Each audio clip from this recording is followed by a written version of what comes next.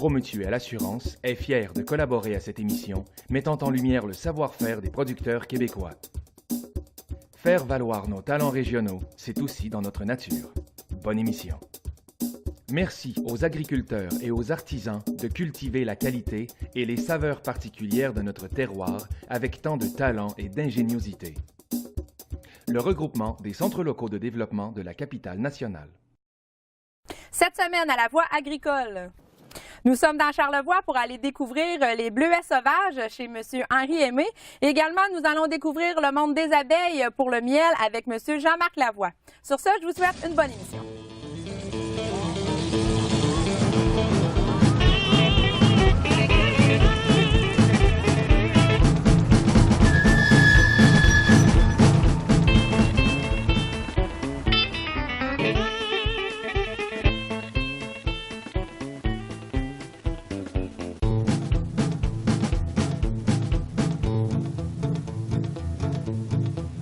Donc, j'ai acquis juste une quinzaine de ruches au départ, puis tout l'équipement, l'extracteur, puis un petit peu d'équipement qui venait avec aussi, là, les hausses à miel principalement.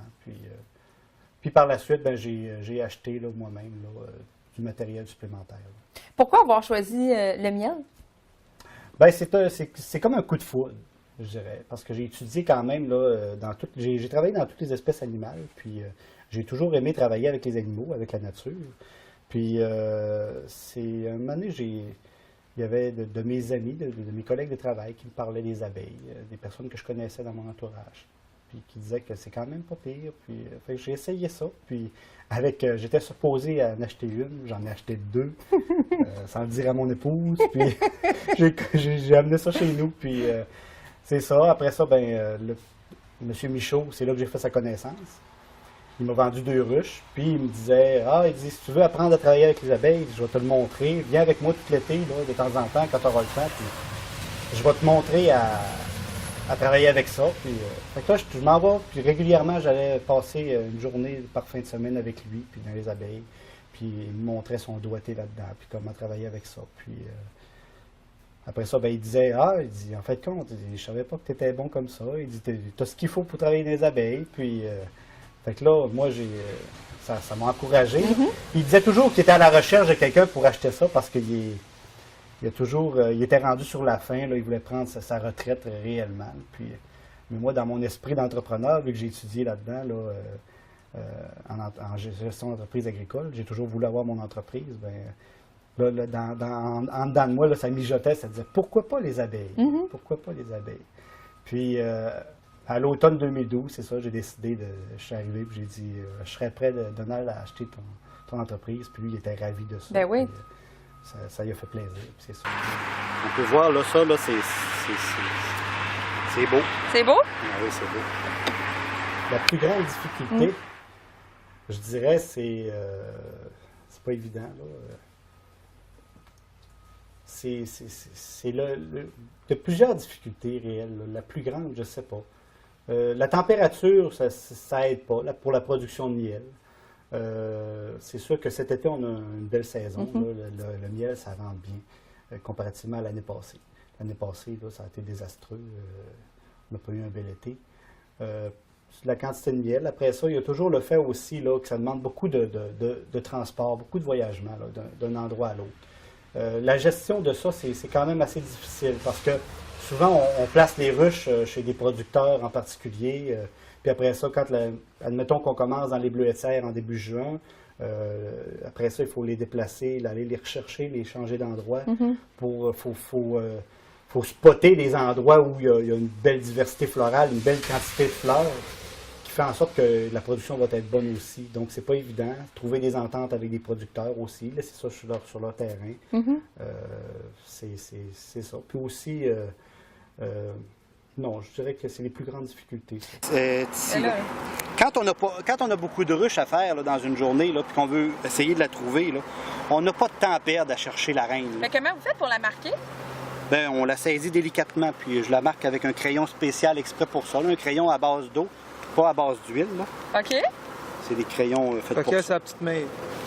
Elle, c'est la mère qui pond 2000 œufs par jour. Ben, en tout cas, 1500 à 2000. Ben oui, elle est vraiment plus longue.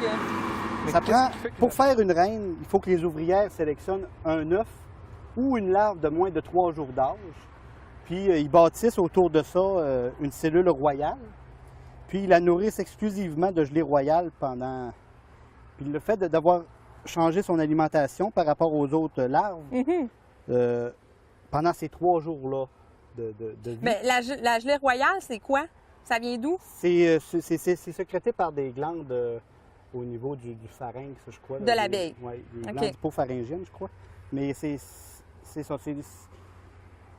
Puis ils sélectionnent un œuf, puis après ça, ça devient... juste cette alimentation-là va décider que ça va faire une reine, puis qu'elle va avoir une espérance de vie de 5 à 7 ans là, dans la nature. Mais en réalité, là, nous, on les garde 2 ans, parce qu'après 2 ans, elle commence déjà à produire moins de phéromones, donc elle garde moins la colonie soudée.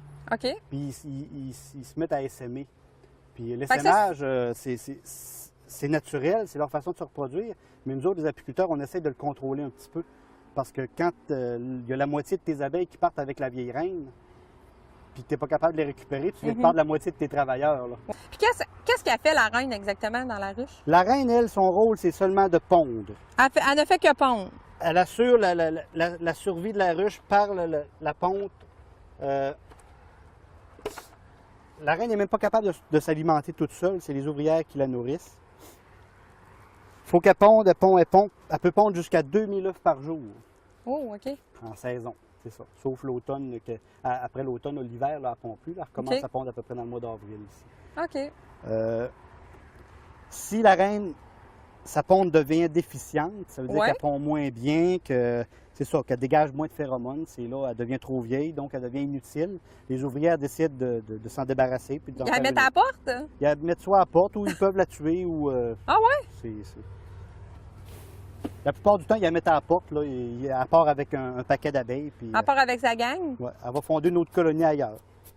Au soleil! Très gommant, c'est ça de la résine. C'est pesant, ça? C'est pesant, hein? Ouais. Hey, ça n'a rien à voir avec le vide, là? Non, Les ouvrières, ils ont plusieurs... selon l'âge, ils ont un rôle différent à jouer. Au fur et à mesure qu'ils vieillissent, ils partent du stade nettoyeuse, puis ils finissent butineuses, pour mourir après ça à l'extérieur de la ruche.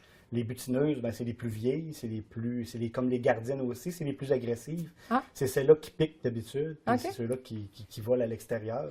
Donc, c'est pour ça que quand on travaille dans les ruches, d'habitude, on va travailler des journées qui fait super beau, qui fait super chaud aussi. C'est pour ça que c'est un travail que ça demande une grande tolérance à la chaleur. Puis, parce qu'on n'est pas dérangé par les butineuses qui sont agressives. Parce qu'elles sont parties, là. Oui, elles sont parties, ils travaillent, là, ils pensent juste à rentrer du miel. Mais si, justement, une journée comme aujourd'hui, c'est un petit peu pluvieux, qu'il y avait apparence de nuages, des orages qui s'en viennent, là, c'est sûr que les butineuses sont plus proches de nous autres, puis c'est plus facile de se faire piquer. Pour considérer une ruche en elle-même, la quantité entière d'abeilles, comme un animal. Une ruche, c'est un animal, ça a son tempérament, ça a son attitude. Je vais travailler dans une ruche qui peut être très douce, je vais la reconnaître, je vais dire celle-là, je le sais, elle est douce, il n'y a pas de problème. Puis je vais arriver avec une autre que je sais, elle est plus agressive, puis j'ai de la difficulté à aller jusqu'au fond de la ruche, puis à travailler dedans. C'est ça. C'est vraiment là, chaque ruche a son tempérament, son caractère, puis on vient qu'on les connaît. Ouais. Dans une ruche, il y a 3 types d'abeilles principalement. Il y a la reine qui est plus longue, qui sert juste à pondre. C'est son rôle de pondre, puis de dégager aussi une odeur pour maintenir la colonie soudée ensemble. Après ça, tu as les ouvrières qui, eux autres, font tout le travail. Puis tu as les faux bourdons, les mâles, qui, eux autres, servent uniquement à féconder une jeune reine éventuelle si la vieille reine décidait de partir ou qu'elle mourait ou qu'il arrivait un problème. C'est pour ça qu'ils sont dans la ruche, eux autres. Exactement. Ils servent juste à féconder, ils ne servent à rien d'autre. Ils ne sont même pas capables de s'alimenter tout seuls. Ça prend absolument les ouvrières qui vont les alimenter, qui vont les accepter dans la ruche jusqu'à l'automne. Puis après ça, c'est fini. Ils vont les laisser à l'extérieur. Puis les faux bourdons vont tout mourir. Donc, une fois qu'on a récolté nos cadres de miel, là, il faut les extraire. Donc, on voit le miel, là, il est emprisonné dans de la cire.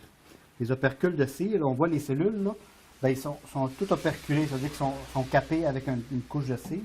Donc, avec un couteau chauffant, je prends un couteau chauffant parce que ça va plus vite, ça travaille mieux. OK.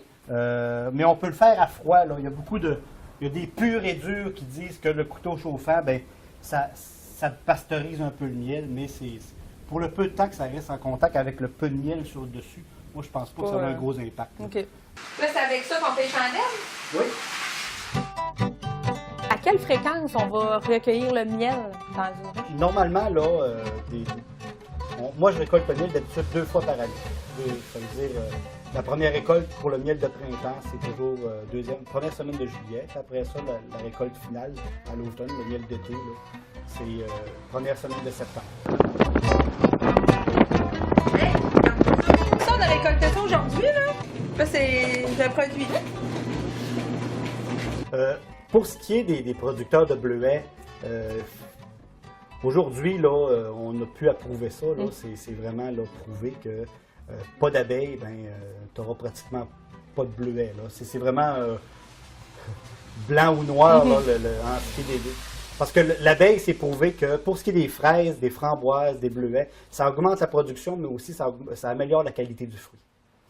Donc, c'est parce que le butinage est tout fait. C'est sûr que les bourdons sont plus efficaces au niveau du butinage, mais la population étant plus faible, puis le rayon d'action étant plus limité, les abeilles, par le nombre, sont plus efficaces. C'est certain. C'est avantageux aussi, très avantageux pour certains producteurs qui n'en sont pas conscients, là, trop ici au Québec, mais peut-être dans des régions où il s'en fait le plus. Mais au niveau du canola, le canola, là, ça peut augmenter la production de canola de 40 à 70 là, facilement, là, le nombre de graines là, par gousse. Là. Ensuite de ça, au niveau du sarrasin aussi, quelqu'un qui fait la sarrasin sous forme de céréales pour faire de la farine de sarrasin, c'est sûr que le butinage des abeilles, là, ça devient une priorité. Là. Puis tout ça, là, c'est ça qui va faire aussi que le miel, le goût va être différent d'une ruche à l'autre. Exactement. Dans la saison, le miel évolue en goût. Il change en goût, il change en texture, il change en couleur aussi. On peut aller d'un miel comme plus ambré au niveau du bleuet, puis plus goûteux, un goût plus floral au niveau du bleuet. Ça ne goûte pas le fruit de bleuet, ça goûte la fleur de bleuet vraiment. Puis après ça, on tombe avec du miel, dans le temps du miel de trèfle de Mélilo, un miel qui est blanc, qui est clair, qui goûte un goût léger, plus fin. Puis quand on tombe dans le sarrasin, qui est vraiment un miel très foncé, là, un miel très goûteux, fort.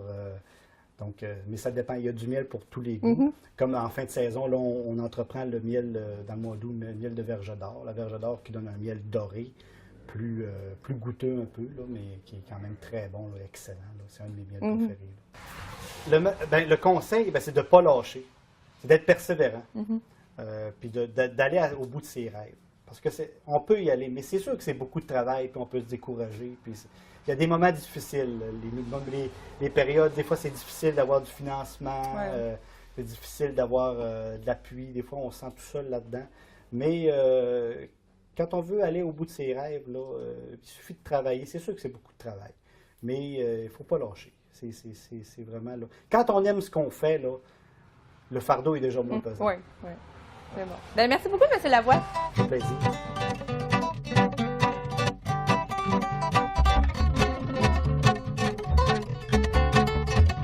C'est ce qui complète l'émission de La Voix agricole. Merci d'avoir été des nôtres et merci également à nos deux invités de cette semaine, M. Henri Aimé et également M. Jean-Marc Lavoie.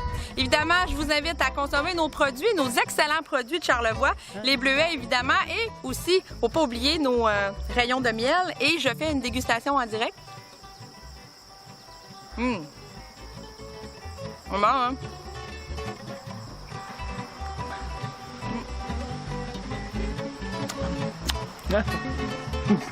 Encore? Faut pas avaler ta cire. Tu vas avaler ta cire? Non. Pas acheter. Va te faire une chandelle?